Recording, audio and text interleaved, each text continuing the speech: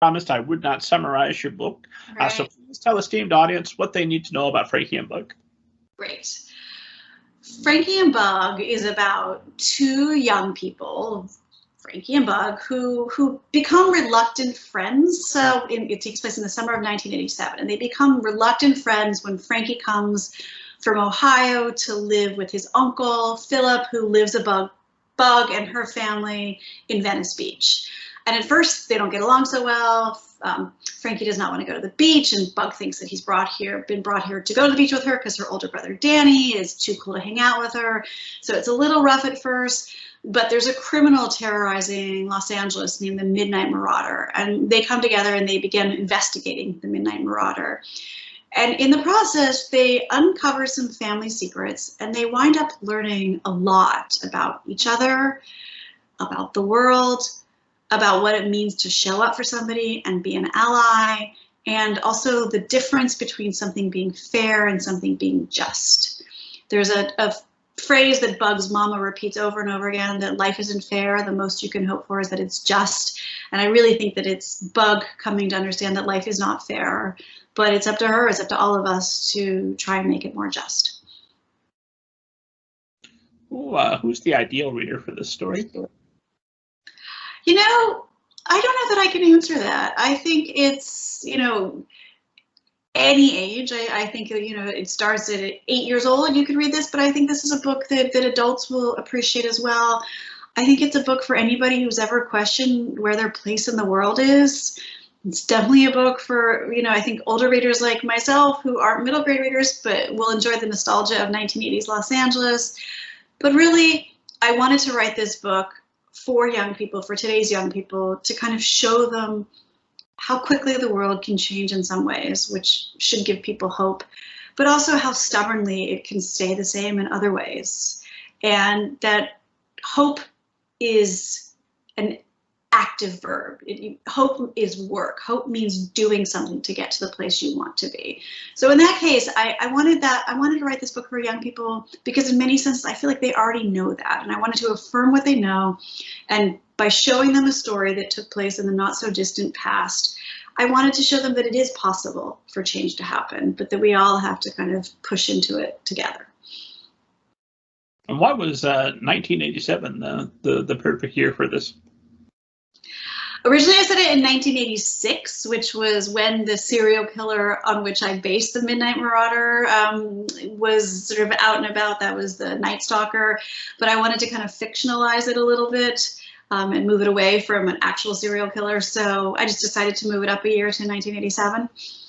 The 80s were important because, without giving too much away, the mid to late 80s is when we started to sort of see some changes in terms of what rights people wanted and expected. And when I was thinking about the world of the book, about how certain things had changed, I was thinking about Philip, Frankie's uncle, and how much the world had changed for Philip. But I was also thinking about Bug's father, and who was an immigrant from El Salvador, who was a political refugee, and how much things have not changed for people like him, like Daniel.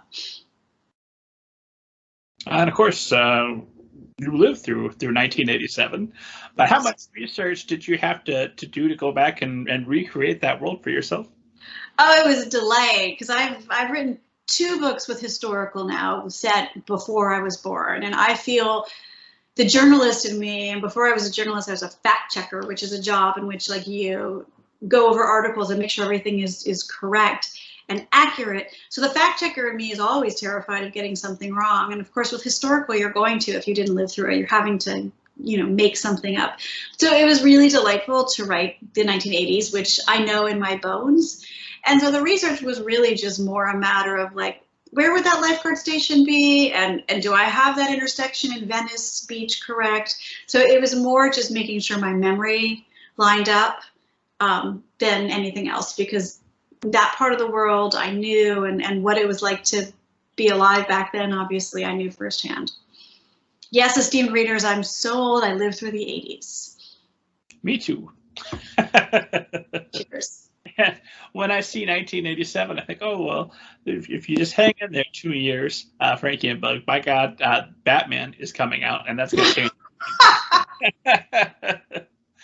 So, um, you had said that you had originally started the story in January 2013, then you put it away. Then 5 years later, you're looking around at the world, and kids are being locked in cages. There's bathroom bills being faced, and I'm quoting you, that we seem to be othering people with gleeful zeal. Do I have that right? You have that right. So what makes this the story to answer what you must be feeling, what we were all feeling during, let's say, the Trump years? I mean, the Trump years and beyond, because like I think that these are things that are constantly within our sort of societal fabric unless we decide that we're going to do something about it. I think what made me realize is I kept putting the book away thinking it's not my time to sort of tell this story. And then suddenly it just felt incredibly urgent. And it felt like the vantage point that I had as somebody who lived through the 80s felt important. But also I did come to understand that Frankie and Bug's relationship, which is, the heart of the story, is this friendship story. But it really is also a story about allyship. And part of allyship is learning to decenter your own needs and ask the person you're trying to support what they need. And it's a messy process. It's uncomfortable. And I realized as I wrote this that the Bug and Frankie both do it wrong, and they make a lot of mistakes, but they're 10 and they're not so worried about that. And so they correct each other, and they have like a moment of feeling defensive, and then they get it and they move on. So I really kind of understood that at the heart of it is what the book was really always had been about. And, it felt important to tell this story at this time. And you said it's not enough to stand idly by. We must not wait for justice, but hurry toward it. So what are you hoping that young readers, older podcast hosts, everybody that comes into contact with Frankie and Bug are going to be inspired to do?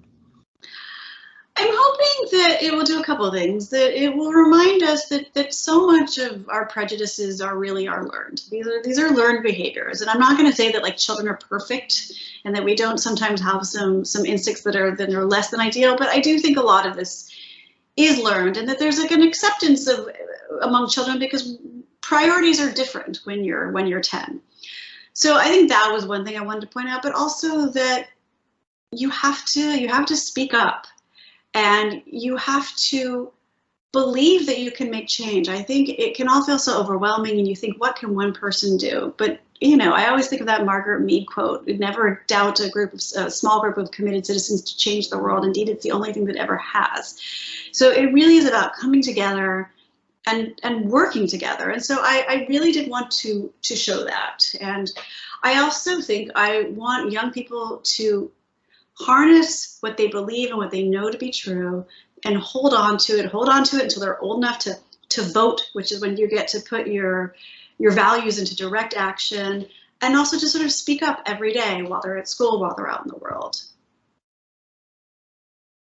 And having lived through the past year with an insurrection, a pandemic, and God knows what else we still have to look forward to. It doesn't seem like the pandemic is anywhere near over as of this recording.